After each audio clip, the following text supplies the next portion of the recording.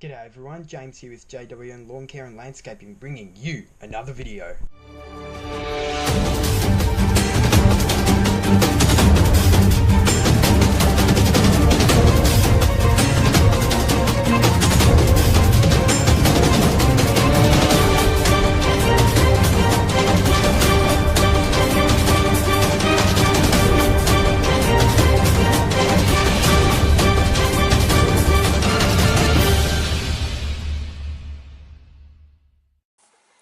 Alrighty guys, hello, welcome back. I need to think of better stuff to say at the start of my videos, don't I? Yeah, another video, short one today. It's the, what is it today? It's the 28th of December, Wednesday. So, I don't really have anything much on today.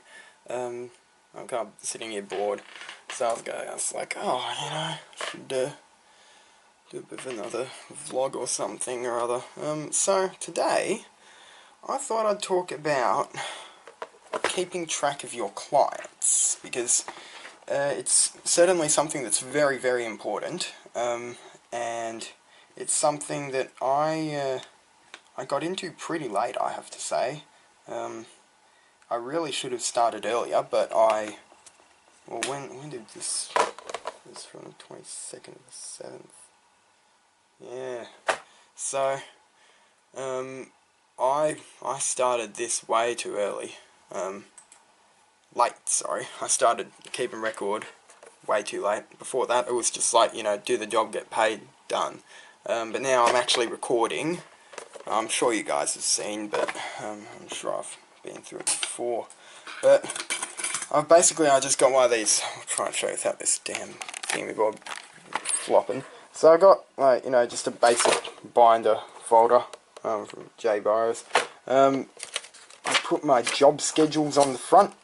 So this is from our last Dave JW Lawn Care vlog, I think. Yep. So I've just got a, where is it? These are terribly messy. Oh, can I just say this? My dad brought this in for me yesterday. Kiyoshi or something. South Korea's finest tractors, fully spec'd for Australian farmers. Since when would you have thought a South Korean company would be making tractors for Aussies? Got some 0-turn mowers there, pretty nice, but pretty expensive. Yeah. They got some good looking stuff. Very nice tractors. But yeah, back onto this. Alright, I've just got too much stuff here. I really need to clean this up. But I've got, let me find it. Schedule. Here we go. So I basically have a schedule sheet here, and I just fill this in and print it out before I go to do a large bunch of jobs. So normally every 3 weeks now I've got my whole big list of clients. I'll have, you know, 8 or 9 jobs in the day, and so I just, you know, I've only got one job, there's no point in doing something like this. I just write it in the book. But for large jobs, when I'm planning a route, I write this in, so I have a look at previous ones, have a look at how I've set it out.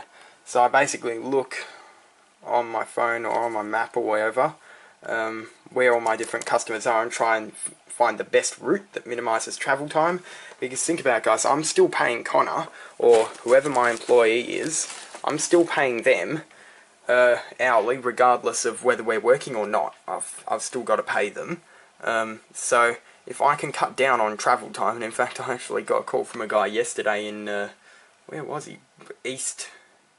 Bentley. Yeah, Bentley East, which is about in light traffic, it's about a 40-minute drive from our house. And he said, oh, I said, oh, you know, I said, I don't really go that far. Most of us only stick to the couple of suburbs around us. He said, oh, it's only a couple of suburbs away. I said, yeah, mate, but, you know, it's a big suburbs, and most of my work's in the Glen Waverley area, which it is, which is in the complete opposite direction. I said, look, you know, I said, especially with employees and so on, I just, you know, I mean, it would have to be a lot of money for it to be worth it. And I said, look, I'll try and, you know, have a poke around and see if I can find any guys that I know that work in that area. and if I can't pass the job on to them, but I said honestly it's just too far. See, he wanted, you know, just regular lawn maintenance every 3 weeks or something, and I thought, you know, like, I can do that, but it's just because realistically, for 40 minutes there, 40 minutes back, I have to pay Connor for nearly an hour and a half of sitting in the car, not actually working. And for me, that's a big loss to take, because you're like, well, you know, you're not even doing any work, you're just sitting in the car. So that's why you need to get the route density to say, right, I need the shortest time possible travelling between jobs, which is why it's really great to get multiple jobs in the street. And that's why I say to customers, I say, look, you know, if there's any neighbours, do you know of any neighbours who are, especially for new clients, who are a bit further out than I like, I say, oh, you know, are there any neighbours you know of that need their lawn mowed as well? Because I say to them, if you know, if there's more of you here, it makes it more viable, makes it cheaper for you, easier for me, and it's worth this. Because otherwise, I'm basically going out to whoop whoop for nothing, really. And the travel time ends up costing more than the job, and you think that's not worth it. So you really need to concentrate your route down, try and find a specific area, and focus on that place. And just try and get as many jobs as you can in the one area, so you're doing as little travel as you can, but you're getting the most jobs done as possible. So if you can just, like, even just drop a business card in the few letterboxes around a job that you've got in a street. Just drop cards in the, like, 3 letterboxes, say, around the neighbours, and you'll be surprised, you might get calls. And that's what I did for one of my jobs, an apartment complex. I just started dropping cards in a few of the other houses in the street, because if you get calls from them, suddenly, instead of driving half an hour for a 10-minute job, you're driving half an hour for a lot of work that pays for that extra time you've driven. And that makes sense to me, and I'll be saying, yeah, I can do that. That's fine. But if you're driving ages for a $20 lawn, you think, really? Like, it's not worth it. So you've really got to concentrate on your routes. That's one very important thing. Now, next thing you need to think about is how you're going to plan it all.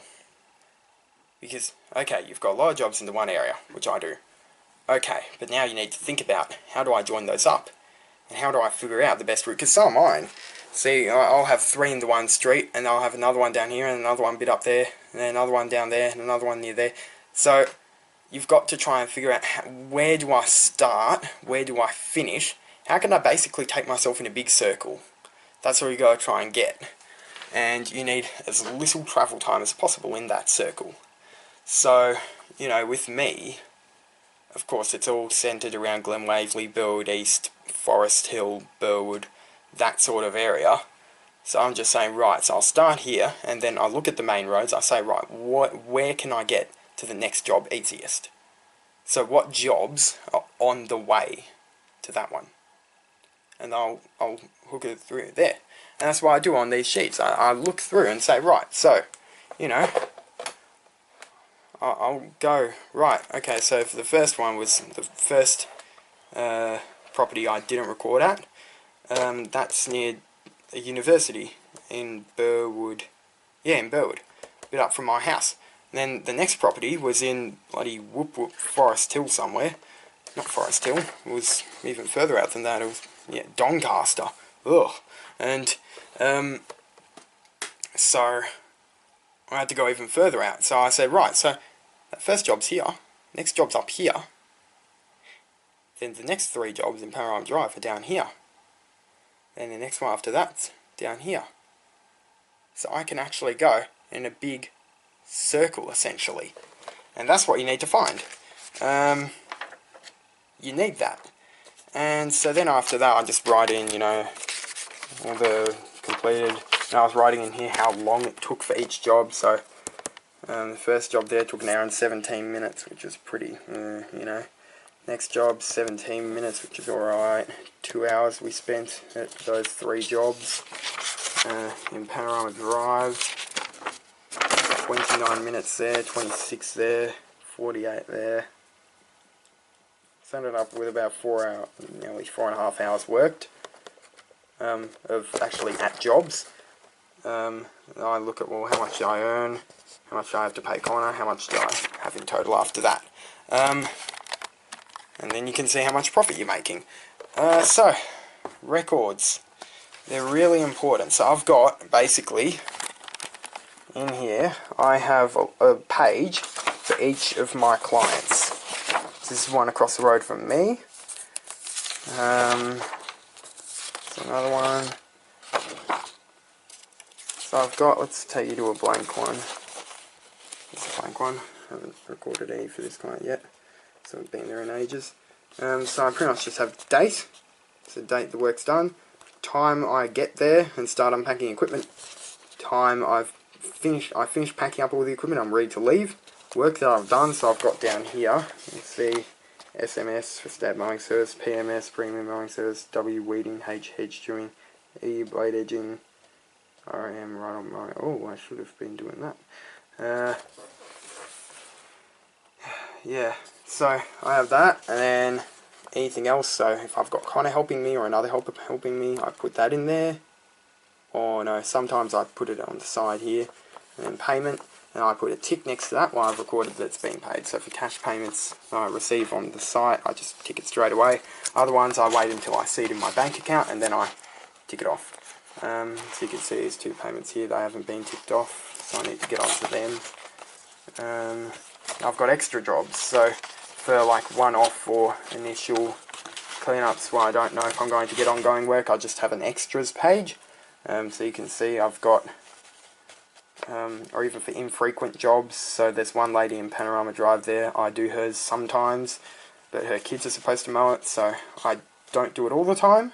If I do, I write it in here, because I think I'm not going to make a whole separate page for her if I'm not actually, I don't have her on a regular schedule. It's kind of just if her kids haven't had time to do it. So same thing, right in here, what I've done, who I've helped, who's, you know, that sort of thing. And yeah,